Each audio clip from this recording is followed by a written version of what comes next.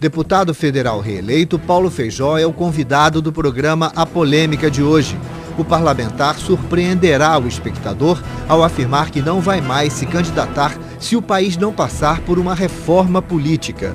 Questionado sobre o futuro político para as eleições municipais em 2016, o experiente Feijó se esquivou e não confirmou se pretende concorrer ao cargo de prefeito de Campos. Religião e corrupção estão entre os temas discutidos pelo parlamentar com o apresentador Cláudio Andrade em mais esta edição de A Polêmica. Estamos começando mais um programa Polêmica e hoje nós temos a presença do deputado federal reeleito Paulo Feijó. Antes, vamos ao nosso Fala Povo e a pergunta é: você acredita na classe política brasileira? Não acredito não, porque já teve exemplo nessa eleição agora. Acredito. Eu acho que ainda tem muita gente ainda competente, capaz ainda de resolver os problemas do Brasil. Não. Por quê?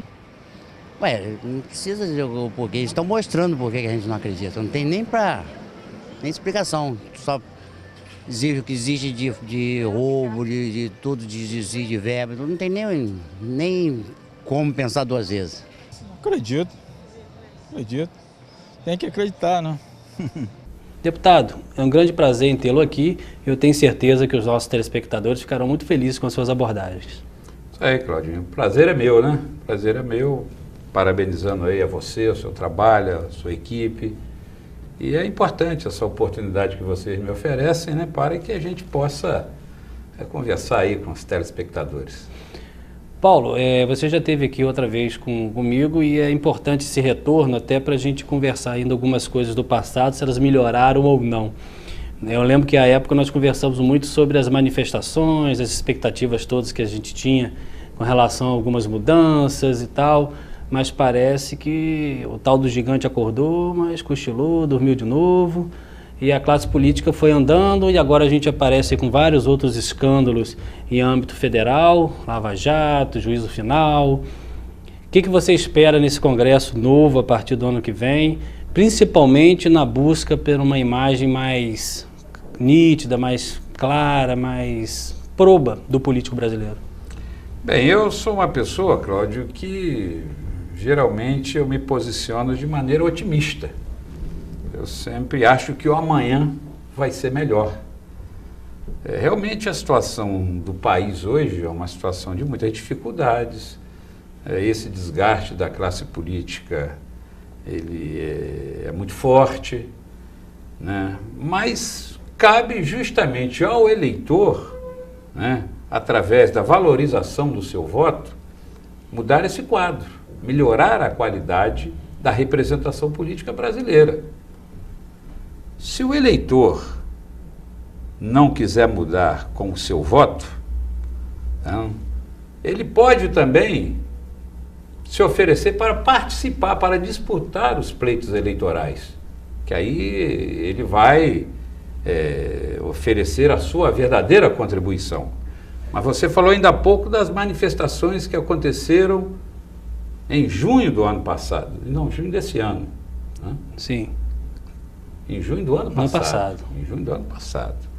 Mas, infelizmente, dessas manifestações, não surgiu nenhuma nova liderança política. Então, isso é ruim, porque o importante é se, dentre aqueles milhares de manifestantes, né, se aparecesse em cada estado alguns que representassem esse sentimento de mudança. Mas não saiu nenhum dessas manifestações. Na eleição que aconteceu agora em outubro, certo? O Congresso foi renovado em mais de 40%. Né? Esses escândalos, nós vamos com certeza tirar muita coisa boa de tudo isso aí, né? Sem dúvida nenhuma que são imprevisíveis as consequências, né? Principalmente do escândalo da Petrobras. Mas eu, com esse otimismo que eu iniciei aqui essa participação, eu acho que nós vamos tirar maravilhosos exemplos de toda essa crise que a gente está vivendo. Paulo, você fez uma referência na possibilidade do ingresso da carreira política de pessoas novas. E você falou da renovação do Congresso, mas a gente assistiu aí muito pai sendo substituído por filho, reeleições aí, muitas vezes mesmo os candidatos. Essa vontade, eu conheço, você também deve conhecer, muitas pessoas que poderiam estar hoje ocupando cargos públicos e exercendo mandatos de suma importância para a população, mas às vezes a questão financeira é um ponto que barra essas candidaturas. O que pode ser feito no novo Congresso para viabilizar e dar um pouco mais de igualdade, um pouco mais de isonomia nos partidos, pelo menos, para que essas pessoas possam realmente ter viabilidade eleitoral? Tem que ser priorizado a reforma política. Eu acho que essa é a mais importante de todas. Você é a favor dela? Totalmente a favor. A reforma política com financiamento público, para atender justamente o que você focou, né, quando me fez essa pergunta. A desigualdade hoje é muito grande. Hoje, para você vencer uma eleição, ou você tem que ter muito dinheiro, ou o cara tem que ser ladrão, porque o ladrão também tem dinheiro fácil. Você tem que ser polêmico, né? Quem hoje consegue segurar algumas bandeiras mais polêmicas é importante.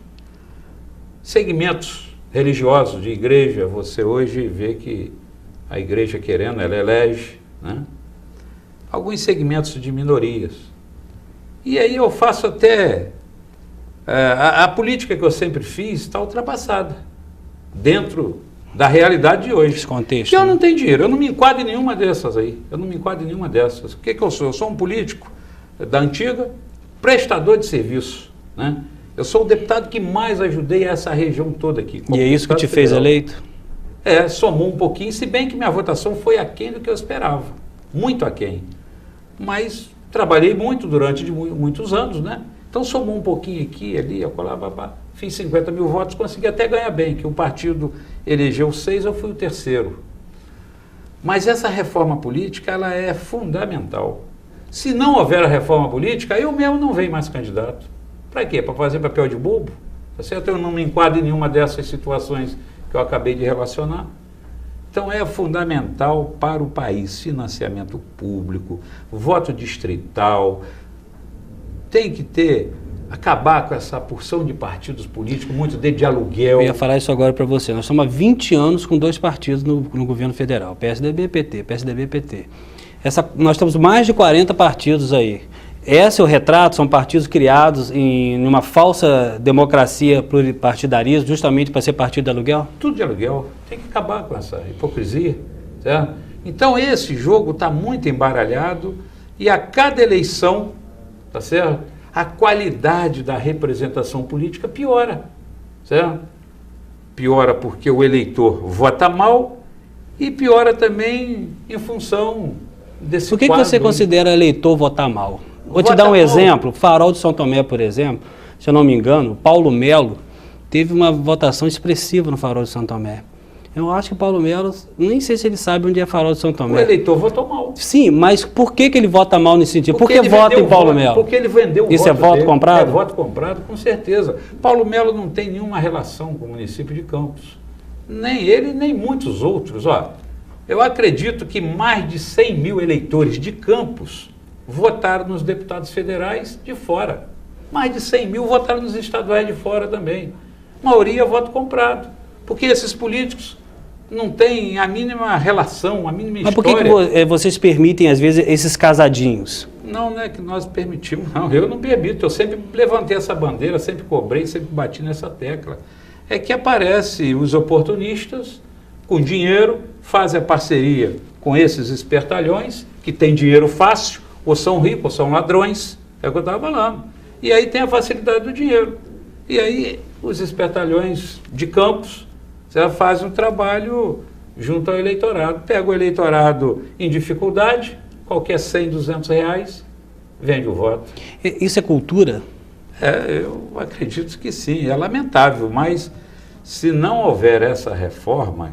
Mas essa reforma ela vai atingir esse povo que compra voto? Vai, eu tenho vontade de saber como é que a gente muda esse que vende o voto. Porque aí com financiamento público, né, os candidatos teoricamente, terão igualdade financeira. Uma verba mais monitorada. Mas tem o financiamento público, mas nada impede do candidato pegar o dinheiro lá no Caixa 2, né? Mas se for pego também, ele vai ser responsabilizado. Então, a dificuldade vai ser maior. Agora, isso vai ter um custo também para o país, né? Vai ser muito questionado o financiamento público para as campanhas eleitorais. Mas eu acho que esse tem que ser o caminho, porque a coisa tomou uma proporção no Brasil hoje que os homens de espírito público, né, os homens de serviços prestados, certo? Estão ficando para trás. Certo? Hoje não está vencendo umas eleições. E eleição, né, você está ganhando dentro desse quadro aí. Você tem que se enquadrar. E está ruim. Eu falo aqui com muita convicção. Se não acontecer a reforma eleitoral, não vem mais candidato. Para quê? Fazer papel de bobo? Está afunilando. A cada eleição está afunilando. Olha quanta gente boa já ficou para trás. Eu vou ser o próximo. Então eu vou disputar para quê? Então eu lamento, né? Mas isso não é aquela famosa dor de parto invertida, não? Que quem tem político que perde a eleição, nunca mais eu venho. Você ganhou. Você vai vir candidato à reeleição? Não sei, Claudinho. Faz tempo ainda, né? A política no Brasil hoje, infelizmente, não está ficando mais atividade para gente inteligente. Está problema demais você enfrentar um pleito eleitoral desse, dentro dessa desigualdade toda que nós enfrentamos, que eu enfrentei. Eu nunca tive padrinho político, eu nunca tive padrinho financeiro, né? Todas as eleições minhas sempre foram muito difíceis, certo? Eu não tive dinheiro de empresa nenhuma, certo? Nenhuma empresa de Campos ou do Estado ou do Brasil me ajudou. Sua campanha foi uma campanha cara? Não, a campanha barata, minha campanha não foi, eu tive muita dificuldade. Qual é o meu carro-chefe, como sempre foi? É o serviço prestado. Mas nem isso hoje está valendo. Certo? Você hoje, infelizmente, hein? Esse funil está ficando tão estreito que você não ganha eleição no Brasil hoje mais que serviço prestado, somente. Você tem que ter o serviço prestado, mas se você também não tiver uma retaguarda financeira, você não ganha. Eu não tenho a retaguarda financeira, estou ganhando por quê? Porque Deus tem me ajudado. Então hoje, embora eu tenha saído vitorioso desse pleito, mas eu não tenho aquela motivação em função de tudo isso que eu estou falando, como eu já tive em vezes anteriores. Ô Paulo, tem uma questão que você tocou aí, questão religiosa. Nós sabemos que o Brasil é um país laico, né? Então nós não temos uma religião oficial. E graças a Deus todos são respeitados, cada um dentro do seu segmento religioso. Mas a gente vem assistindo pelo país todo o ingresso de certas pessoas em grupos religiosos justamente para fazer o que você está falando. Buscar ali um pseudo-rebanho e ali tentar a postulação de um cargo público. A primeira pergunta para você, qual a sua religião e o que você, qual a sua opinião com relação a esses, vamos dizer assim, falsos messias?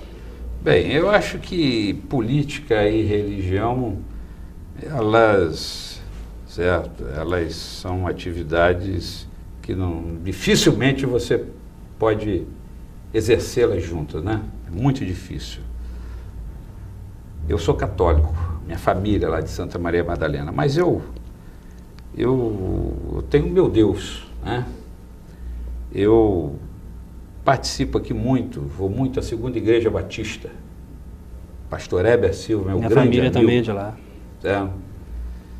Vou muito ali naquela segunda igreja e admiro muito aquele trabalho ali desenvolvido pelo pastor Heber. Mas eu não misturo política e religião, é difícil isso. Mas hoje, infelizmente, a religião, ela tem algumas igrejas que fazem isso até com uma certa competência.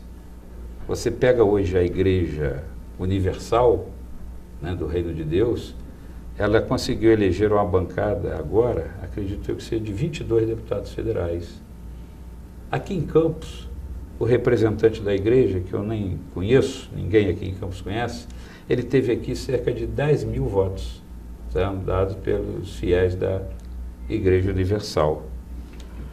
Então isso a gente tem que entender e respeitar, tá? Mas isso também explica um pouco essa fuga de votos do município de Campos para os candidatos de fora. Jair Bolsonaro, que é um bom deputado, meu amigo, mas ele é polêmico. Abraçou a bandeira da família tradicional, né? Bolsonaro teve aqui em Campos 8 mil votos. É muito voto. Eu cheguei em Brasília e falei, Bolsonaro, você sabe quantos votos você teve em Campos? Não, Feijó, não sei não. Você teve lá quase 8 mil votos. Então ele não sabe nem quem ajudou ele aqui. Tá? Mas foram mais 8 mil votos. Claro. Né? Então, somando tudo isso, nós podemos chegar a esses 100 mil. E aí dificulta, olha só, nós poderíamos ter eleito agora na eleição uma bancada mais representativa aqui de Campos e da região. O único deputado federal eleito foi a Clarissa, né? Clarissa com a atuação mais voltada lá para o Rio de Janeiro. E eu Você aqui. mais local. Tá certo? Então, o único eleito deputado federal praticamente em Campos fui eu. Isso é ruim para a nossa cidade. Né? Se o eleitor campista valorizasse mais os políticos da sua terra, da sua casa, certo? O resultado seria melhor. Mas eu entendi perfeitamente e concordo com você, com o que você colocou, mas essa valorização do político local não passa do princípio hoje que esse grupo político, eu não estou me referindo a um grupo específico, esses candidatos, por não conseguimos fazer essa reciclagem, os nomes também começam a ficar desgastados?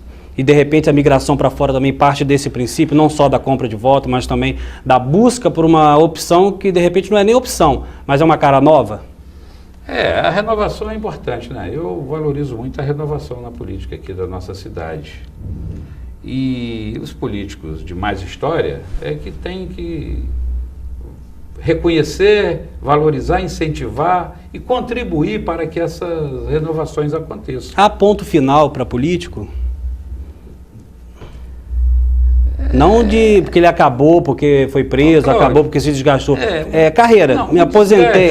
Ponto para isso? O desgaste é inevitável. Eu não quero ficar a vida toda na Fala assim, porque o jogador de futebol terminou no auge da carreira, fulano terminou no auge da carreira do boxe.